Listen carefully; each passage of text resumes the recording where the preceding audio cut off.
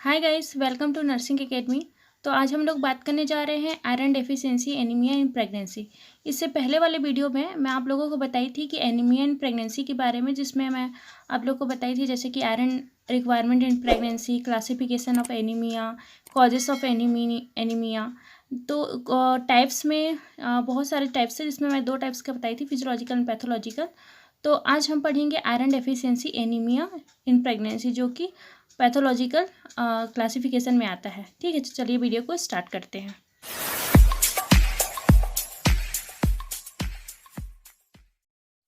तो चलिए स्टार्ट करते हैं इंट्रोडक्शन से। तो इंट्रोडक्शन क्या है, आयरन डेफिशिएंसी एनीमिया जो है वो नाम से ही जाहिर है कि ये आयरन की डेफिशिएंसी के कारण जो एनीमिया होता है उसको आयरन डेफिशिएंसी एनीमिया कहते हैं। और ये जो एनीमिया होता है वो मोस्ट कॉमनली होता है प्रेग्नेंट वुमेंस में। ठीक है, और ये जो आयरन होता है वो नेसेसरी होता है हीमोग्लोबिन के फॉर्मेशन में and oxidation of the living tissue. जो लिविंग टिश्यू है, सेल्स हैं, उसका ऑक्सीडेशन में भी ये आयरन जो होता है वो हेल्प करता है। ठीक है, और हमारा जो बॉडी होता है वो 4 ग्राम्स ऑफ आयरन पाया जाता है। मतलब हमारे बॉडी जो बना होता है कंटेंट, उसमें 4 ग्राम जो रहता है वो आयरन रहता है। ठीक है, और आयरन देखें तो कहाँ कहाँ से सोर्स हम लोग को मिल सकता है।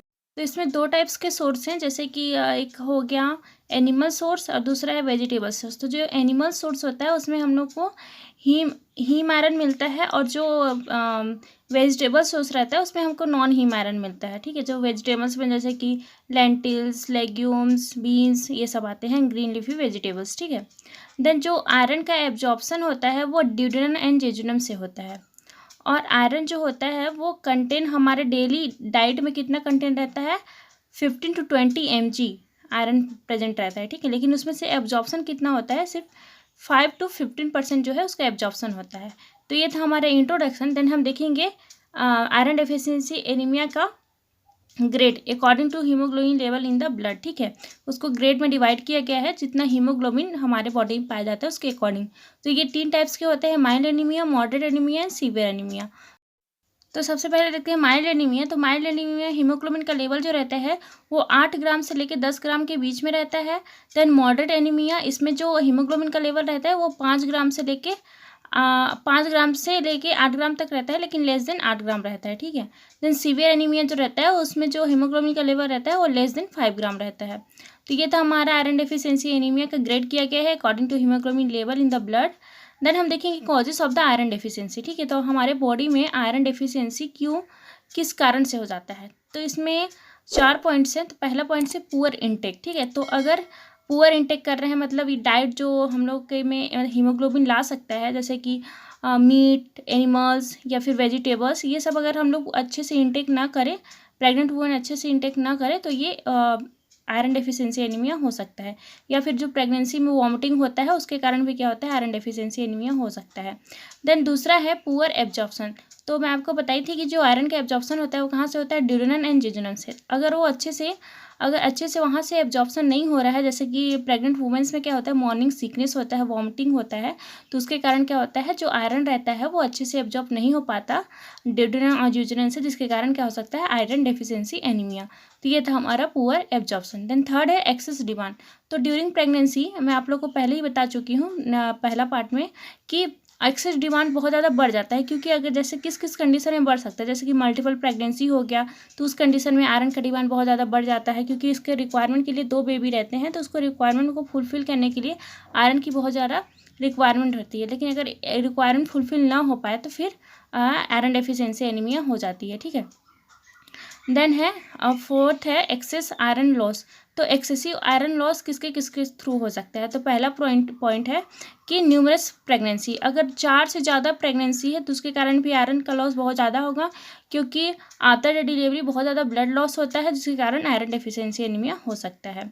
देन दूसरा है मेनोरेजिया बिफोर द कॉन्सेप्शन। मतलब कॉन्सेप्शन से पहले अगर मेनोरेजिया है, मेनोरेजिया मतलब एक्सेसिव ब्लीडिंग होता है मेंस्ट्रुएशन के टाइम पे, उसको बोलते हैं मेनोरेजिया, तो उसके कारण भी क्या होगा, आयरन लॉस होगा। देन ब्लीडिंग हेमोराइड्स, अगर हेमोराइड्स से वहाँ ब्लीडिंग हो रहा है तो उससे भी आयरन लॉस हो सकता है। देन है एंटीपार्टम एंड पोस्टपार्टम हेमरेज। तो एंटीपार्टम या पोस्टपार्टम हेमरेज हो रहा है, ब्लड लॉस हो रहा है, तो उसके कारण भी आयरन डेफिशिएंसी एनीमिया हो सकता है।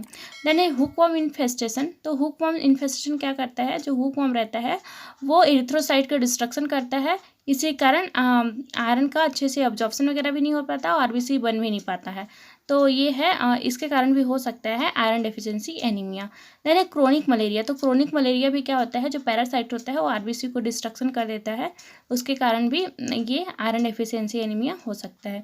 तो ये था एक्सेसिव आयरन लॉस किसके किसके थ्रू होता है। तो ये था हमारा कॉलेज जिसमें हम लोग देखे poor intake, poor absorption, excess demand, then excessive iron loss. Then हम देखेंगे प्रीडिस्पोजिंग फैक्टर। तो क्या क्या प्रीडिस्पोजिंग फैक्टर है जो कि आयरन डेफिशिएंसी एनीमिया कॉज करता है। तो इसमें सबसे पहला है those with the heavy blood loss during the menstruation. अगर बहुत ज़्यादा ड्यूरिंग द मेंस्ट्रुएशन बहुत ज़्यादा अगर ब्लड लॉस हो रहा है तो उनको भी चांस रहता है आयरन डेफिशिएंसी एनीमिया होने का।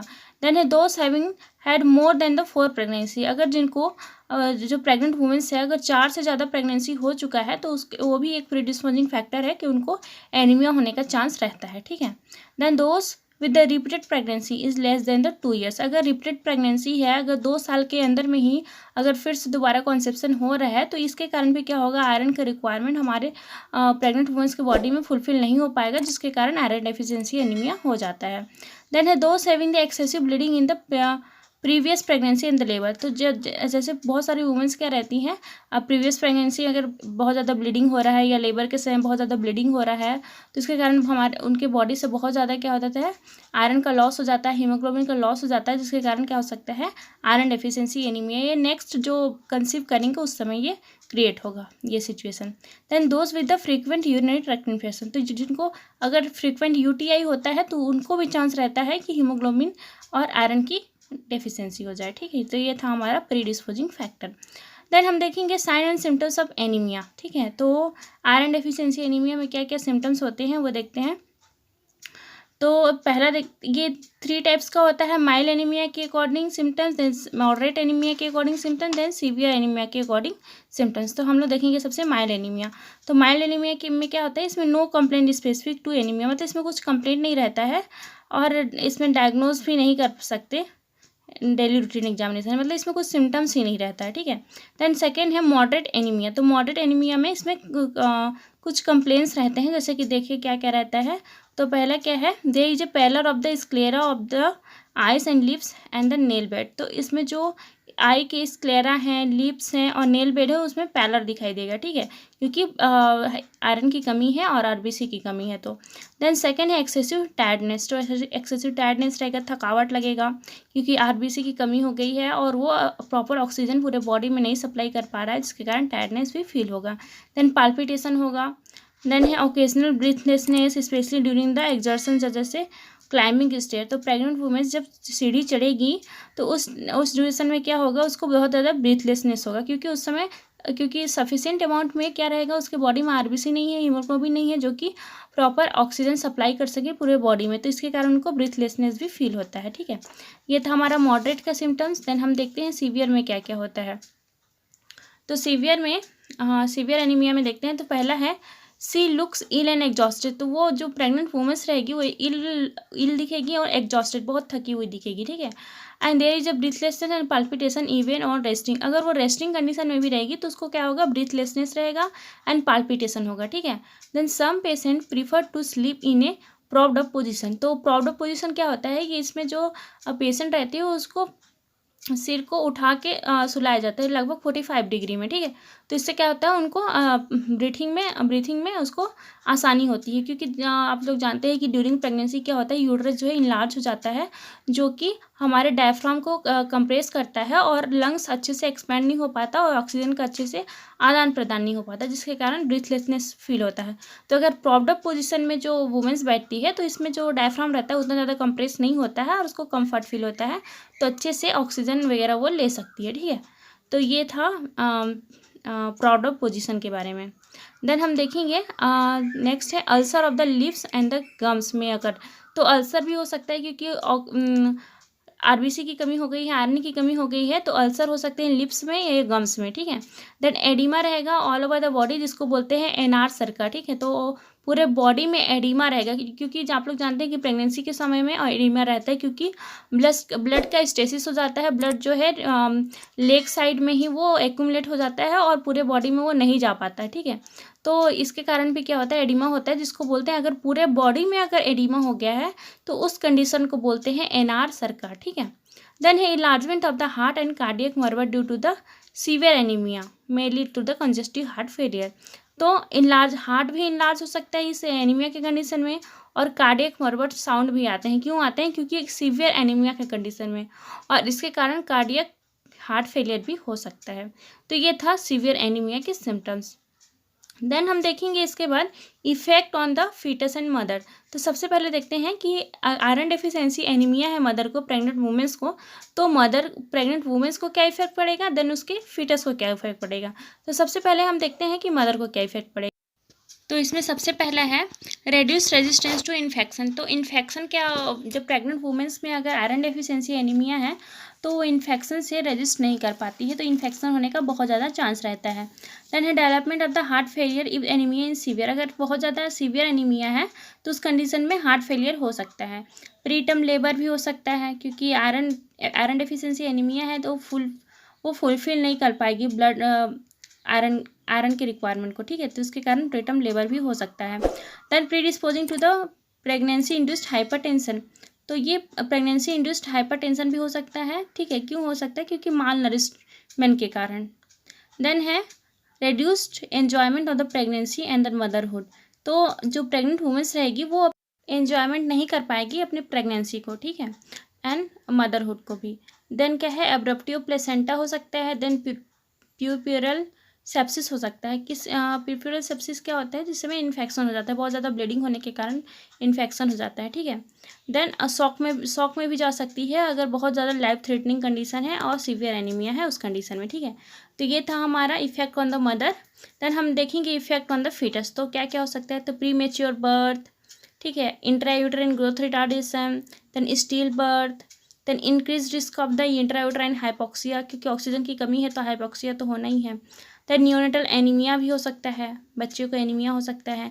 And increase risk of the perinatal morbidity and mortality. तो बहुत ज़्यादा मॉर्बिडिटी और मोर्टिलिटी की इंक्रीज हो जाता है रिस्क, क्योंकि अब यहाँ पे आयरन की कमी है, ऑक्सीजन की कमी है, तो इसमें फीटस को है सफिशिएंट अमाउंट में ऑक्सीजन नहीं मिल पाता, जिसके कारण उसका मोर्टिलिटी डेथ रेट बढ़ जाता है, ठीक है। देन है फीटल एनीमिया। तो फीटल एनीमिया भी हो सकता है। देन लो बर्थ वेट हो सकता है, क्योंकि प्रॉपर ऑक्सीजन एंड न्यूट्रिशन नहीं मिला है, क्योंकि यहाँ पे आरबीसी और हीमोग्लोबिन की ही कमी है। और हीमोग्लोबिन आप लोग जानते हैं कि ये हीमोग्लोबिन और ब्लड क्या कहते हैं, न्यूट्रिशन को ले जाने में भी हेल्प करता है। तो लो बर्थ वेट भी हो सकता है। Then small for date infant भी हो सकते हैं, ठीक है। ये था effect on the foetus. Then हम देखेंगे प्रोग्नोसिस। तो प्रोग्नोसिस में अगर अर्ली डिटेक्टेड करें या अर्ली ट्रीटमेंट करें तो ये प्रोग्नोसिस बहुत अच्छा होता है। लेकिन अगर बहुत ज़्यादा, जैसे मान लीजिए सीवियर एनीमिया है या ट्रीटमेंट अच्छे से नहीं कर रहे हैं या कंजेस्टिव हार्ट फेलियर है, तो उस कंडीशन में मॉर्टलिटी या मॉर्बिडिटी रेट जो होता है बहुत ज़्यादा बढ़ जाता है, ठीक है। तो ये प्रोग्नोसिस डिपेंड करता है कि कितना जल्दी एनीमिया का पता लगता है। देन हम देखेंगे इन्वेस्टिगेशन। तो इन्वेस्टिगेशन में हम लोग क्या क्या कर सकते हैं? सबसे पहले हिस्ट्री टेकिंग। हिस्ट्री टेकिंग में हम लोग क्या लिख सकते हैं कि पहले अगर प्रीवियस एनीमिया था क्या, और हाई मेंसुरेशन हेमरेज वगैरह होता था क्या, या प्रीटर्म प्रेगनेंसी का टाइम कितना था, और बच्चे कितने हैं, ये सब पूरा क्या लेना है हिस्ट्री टेकिंग में। देन है फिजिकल एग्जामिनेशन। तो फिजिकल एग्जामिनेशन में पूरा आई के स्क्लेरा को देखेंगे या नेल बेड देखेंगे, तो ये सब पूरा एग्जामिनेशन करेंगे। Then blood investigation. तो ब्लड इन्वेस्टिगेशन में हीमोग्लोबिन का परसेंटेज इनके कितना है, 11 ग्राम से कम है तो मतलब कि एनीमिया के वो कंडीशन में आता है, ठीक है। तो इसमें हीमोग्लोबिन का करेंगे, सीबीसी काउंट करेंगे, complete blood count, then PCB pocket cell volume भी काउंट करेंगे, then RBC red blood cell भी, ईएसआर में था इरिथ्रोसाइट सेडिमेंटेशन रेट भी काउंट करेंगे, देन पेरीफेरल स्मीयर देंगे, देन बर्न का भी टेस्ट, बर्न मतलब ब्लड यूरिया नाइट्रोजन, तो ब्लड यूरिया नाइट्रोजन को भी टेस्ट करेंगे, ठीक है। एंड यहाँ लीवर फंक्शन टेस्ट और रीनल फंक्शन टेस्ट ये भी किया जाता है, और यूरिन टेस्ट भी किया जाता है। यूरिन टेस्ट में देखा जाता है कि हीमोचूरिया तो नहीं हो रहा है, क्योंकि हीमोचूरिया होगा तो उसमें भी आयरन डेफिशिएंसी एनीमिया होने का चांस रहता है, ठीक है। देन स्टूल एग्जामिनेशन करेंगे, स्पेशली कब करेंगे? जब हुक वॉर्म इन्फेस्टेशन है, क्योंकि हुक वॉर्म इन्फेस्टेशन में ये स्टूल में प्रेजेंट रहेगा, ये हुक वॉर्म पैरासाइट, ठीक है। तो ये था हमारा इन्वेस्टिगेशन। देन हम जो इसका मैनेजमेंट है, इसके प्रिवेंशन है, हम इसके नेक्स्ट वीडियो जो थर्ड पार्ट आएगा उसमें देखेंगे। तो अगर आज की वीडियो अगर आपको समझ में आई हो तो प्लीज़ लाइक कर दीजिएगा एंड सब्सक्राइब कर दीजिएगा। Thank you.